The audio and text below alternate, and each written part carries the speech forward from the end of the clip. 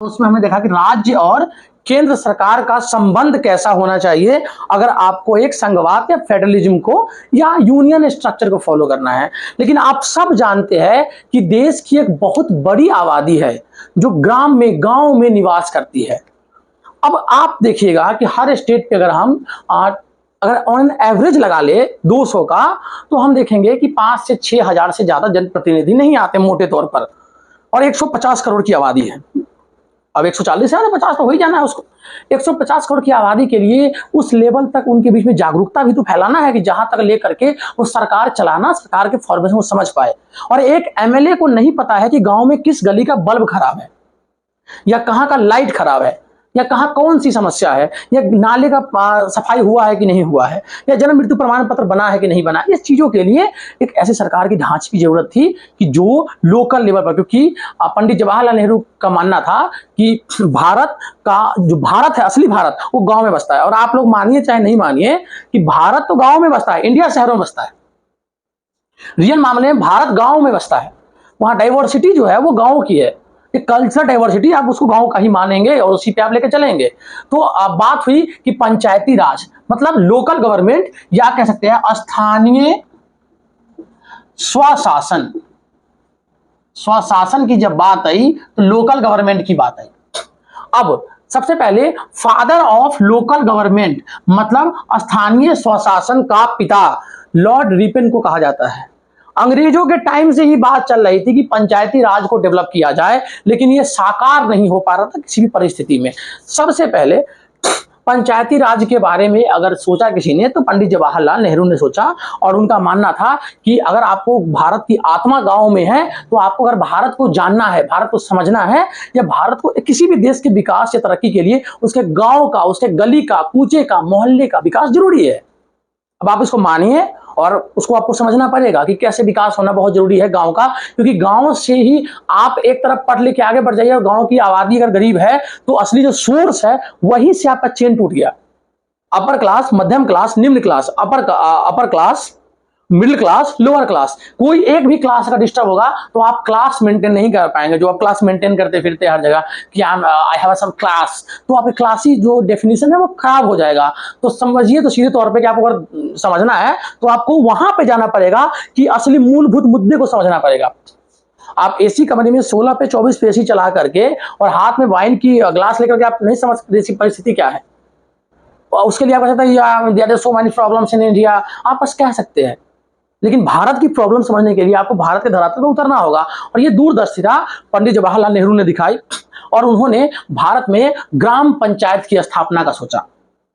जो पंचायती राज को डेवलप करना किया उन्होंने, सबसे पहली बात 2 अक्टूबर महात्मा गांधी के जन्म दिवस के उपलक्ष्य में, क्योंकि महात्मा गांधी भी पंचायती राज के बहुत बड़े पक्षधर थे और हमेशा चाहते कि भारत में पंचायती राज आए और छोटे स्तर पर गांव के लोगों को भी प्रतिनिधित्व करने का, मतलब लीडरशिप क्वालिटी को बिल्ड करना था। आप इसको कहने को कुछ भी कह लीजिए, लेकिन पंचायती राज का मतलब ही था कि लीडरशिप क्वालिटी को डेवलप करना है। और जब तक आप लीडरशिप क्वालिटी डेवलप नहीं कर पाएंगे तब तक आप किसी भी देश का विकास नहीं कर सकते हैं। तो लीडरशिप क्वालिटी डेवलप कैसे होगा? जब आप मौका देंगे उन स्टैंडर्ड के लोगों का या उन जगह के लोगों का जिनका प्रतिनिधित्व नहीं है या कम है। अब नहीं और कम के बीच में तो क्या होगा? आपको वहां पर शासन देना होगा, शासन को समझना होगा। इसको समझने के लिए 2 अक्टूबर 1959 को राजस्थान के नागौर जिले में एक आपका ग्राम पंचायत की स्थापना किया गई। अब तत्कालीन कुछ समय तक, और अभी भी I think Tina dobby, doctor टीना डाबी वहां की आईएएस ऑफिसर थी, जिलाधिकारी रही है, आप लोग पता होगा, वो आईएएस टॉपर है और उनको कार्यभार दिया गया। दूसरी बात, जब एक तरफ नॉर्थ के साइड में नागौर में स्थापना किया गया, तो हम सब जानते हैं कि north to south, east to west, अगर पूरा कवर किया तो इंडिया कवर किया। दूसरा स्थापना आपका 11 अक्टूबर 1959 को ही शारदा नगर या साध नगर कहते हैं, जिसको आंध्र प्रदेश में है विकास खंड, आंध्र प्रदेश में ये दूसरे नगर पालिका की, सॉरी, ग्राम पंचायत की स्थापना की गई थी। अब ये काम चला, लेकिन कानूनन रूप से अभी तक संविधान के हिसाब से मान्यता नहीं मिली थी। सरपंच थे, पंच थे, प्रधान थे, मुखिया थे, इन कानूनन मात्रा इनको नहीं मिला था। बलवंत राय समिति को इसकी अध्यक्षता का मौका मिला कि आप पंचायती राज पे कार्य करिए, और बलवंत राय मेहता समिति ने इस पे बहुत ज्यादा रिपोर्ट जारी किया और कहा कि पंचायती राज की आवश्यकता है। अगर राज्य को चलाना है तो आपको बलवंत राय मेहता कमेटी, याद रखिएगा नाम आप लोग। बलवंत, आप किसी भी रेलवे के लिए हो, एसएससी के लिए हो, बैंकिंग के लिए हो, या किसी भी कॉम्पिटिटिव एग्जाम के लिए हो, बच्चों आप लोग तैयारी कर रहे हैं, आपको याद रखना है बलवंत राय मेहता कमेटी ही पंचायती राज के लिए पहल करके आई थी। तो आपको पंचायती राज की स्थापना के लिए ये हमेशा ध्यान, राज्य की सूची में आता है, मतलब कि इसका चुनाव जब होगा तो सेंट्रल चुनाव आयोग, केंद्रीय चुनाव आयोग का इंटरफेयर नहीं होगा। एमसीक्यू में ध्यान रखिएगा। और जब मैं बोलूं कि एमसीक्यू में ध्यान रखिएगा तो इसका मतलब ये नहीं है, जो लोग मुझसे पहले से पढ़ रहे हैं वो जानते हैं कि वो 11वीं 12वीं की ही बात नहीं हो रही है, 10वीं 9वीं की बात नहीं हो रही है। आप दुनिया किसी भी एग्जाम को देख आइए, जब मैं कहता हूं कि वो है तो वो है, क्योंकि मैंने जीवन में कभी सरकारी एग्जाम्स नहीं दिए हैं और ना मेरा कभी देने का मन रहा है। मेरा मन रहा है कि मैं हमेशा से टीचर बनूं, तो तभी मैंने इंजीनियरिंग के बाद टीचिंग लाइन को ही चुना और नौकरी नहीं की। तो मैं आपको समझा रहा हूं कि आप इसको काम करिए, क्वेश्चंस तो देख सकते हैं ना, उसको तो हम देखते रहते हैं कि हाँ कहाँ से आ रहा है, किधर से आ रहा है। बस नौकरी करना कभी शिक्षा का ध्येय नहीं बनाया हमने, तो हम नहीं किया। आप कर सकते हैं, उसमें कोई बुरी बात नहीं है नौकरी करना। सब आप सबको टीचर थोड़ी बनेगा, आप भी जानते हैं। इतने टीचर होते फिर हम लोग बेरोजगार हो जाएंगे ना, तो उसमें उस चीज को लेकर के चलाया जाएगा। तो राज्य की सूची में रखा गया है। ये ना तो समवर्ती सूची, मतलब कि स्टेट लिस्ट में है, ना ये यूनियन लिस्ट में है, ना ये कॉन्करेंट लिस्ट में है, ये स्टेट लिस्ट में है। और अनुच्छेद 40 के तहत 73वां मतलब 73rd एंड 74th अमेंडमेंट किया गया था कॉन्स्टिट्यूशन में, जिसके तहत 20 अप्रैल 1993 को राष्ट्रपति के हस्ताक्षर के बाद ये कानून को मान्यता मिल गई। हम कह सकते हैं मोस्टली ये 1992 में संसद में लाया गया था, जहां से ये पारित किए, ये बिल संसद में समक्ष प्रस्तुत किया गया था 1992 में। और इसी के तहत ग्राम पंचायत की स्थापना होती है, मतलब पंचायती राज या नगर निगम दोनों की स्थापना होती है। अब सवाल होता है कि इसके आप इसको स्क्रीनशॉट ले लेंगे, ये बहुत ही पॉइंटुअल है, और इसको कहते हैं वीवीआई। आप अगर 10वीं 11वीं क्लास में पढ़ते हैं तो आपके लिए तो ये समझिए कि आपका मिड टर्म हो या फाइनल एग्जाम हो, इससे सवाल आना है। या आप नोट्स बना रहे हैं तो इसको आप डालेंगे, जो भी मेरी वीडियो आपने देखा है इसको आप डालेंगे, इसको समझेंगे कि ये ऐसे ही चल रहा है, ये सिस्टम ऐसे ही है। आगे अभी हम तुरंत जस्ट आपको हम दिखा रहे हैं कि कोई भी चीज जो होगा कि उसमें आगे आप पंचायती राज की स्थापना और उसके संबंधित कार्यालय को देखेंगे। तो कैसे है, तो देखिए कि जरा अगर पंचायती राज 73वां 74वां संशोधन 1992 93 हम जो कह रहे हैं वो कैसे वर्क करता है।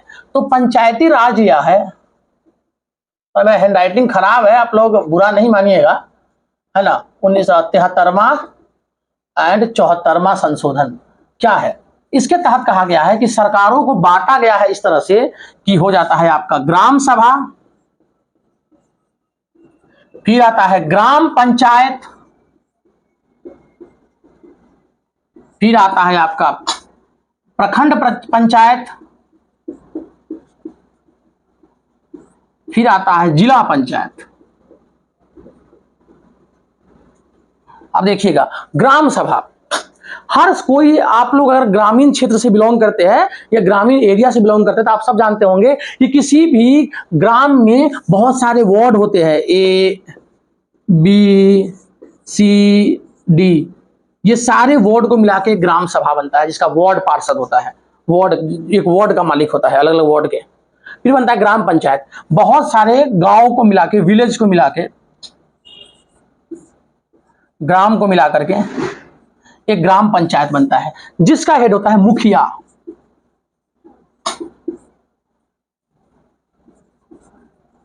मुखिया, और जिसका झगड़ों का निपटारा करना, झगड़ों को संभालना, ये काम होता है सरपंच का। फिर आता है प्रखंड पंचायत, जिसमें बहुत सारे पंचायत समिति, बहुत सारे पंचायत के पंचायत समिति वोट करते हैं, तो प्रखंड पंचायत बनता है, जिसका हेड होता है प्रखंड प्रमुख, जिसको हम चेयरमैन बोलते हैं। फिर आता है जिला पंचायत, बहुत सारे प्रखंड पंचायत को मिला करके, 2 3 4 प्रखंड पंचायत को मिला करके एक जिला पंचायत बनाया गया है, वो उसका भी हेड होता है चेयरमैन। लेकिन आप देख लेंगे कि पूरे जिला या डिस्ट्रिक्ट के स्तर पे अगर सरकार का कोई अधिकारी होता है जो सबसे पावरफुल है, सरकारी अधिकारी जिला के स्तर पे, तो वो होता है डिस्ट्रिक्ट मजिस्ट्रेट, या उसको हिंदी में बोलते हैं जिला अधिकारी। मतलब सरकार का सबसे ऐसा अंग जो मालिक हो, एक तरह से कहा गया सरकार की तरफ से, सबसे पावरफुल इंसान किसी भी जिले का।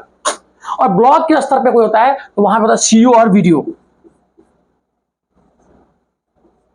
सीईओ और बीडीओ। इसको हम देखेंगे। और ग्राम स्तर पे आप सब जानते हैं कि क्रम राजस्व कर्मचारी वगैरह का जो काम होता है, जो आपके वो वर्कर एम्प्लॉय जो होते हैं सरकार की तरफ से, वो काम करते हैं। और इस स्तर पे पूरा ग्राम पंचायत का एक ढांचा बना हुआ है, जिसमें आप देख सकते हैं कि ग्राम पंचायत का जो ढांचा है वो मतलब कह सकते हैं सप्तम शिवम सुंदरम के टाइम का है। मतलब कि एक तरह से एक परफेक्शन है कि जो ढांचा को बनाए रखता है। और इसमें हम देखेंगे ग्राम पंचायत हमारे देश में ग्राम पंचायत को भी लाया गया है। अब हम आगे देखेंगे किस तरीका से न्यायालय, विधायिका, कार्यपालिका और न्यायपालिका को भी रखा गया है इसके अध्ययन में, कि कैसे आगे हम देखेंगे कि हम इसमें कैसे उसको मैनेज कर सकते हैं, या कैसे तरीके से धरने पे हम उसको लेके आएंगे कि ग्राम पंचायत का काम उसका एक पोर्टफोलियो या एक तरह से पूरे स्थानीय स्वशासन में, लोकल गवर्नमेंट में किस तरीके से काम करता है या कोई काम को चलाया जाता है। तो मोटे तौर पर हम देखेंगे अभी कि आपका कोई भी ग्राम पंचायत या ग्राम पालिका कैसे काम करता है, जहां पे केंद्र के स्तर से लेकर के राज्य स्तर और फिर उसके बाद जिला स्तर पे, फिर ग्राम स्तर पे कोई भी काम कैसे होता है। और आगे हम देख रहे हैं एक और चीज को, आप सबसे पहले जान लीजिए कि 2-3 वार्ड को मिला करके एक आपका ग्राम बनता है, 2-3 ग्राम को मिला के एक आपका पंचायत बनता है, 2-3 पंचायत को मिला के एक प्रखंड पंचायत में बनता है, जिसको हम कहते हैं पंचायत समिति। और 2-3 पंचायत समिति या प्रखंड को मिलाकर के एक बनता है जिला पंचायत, जिसको हम जिला पार्षद बोलते हैं।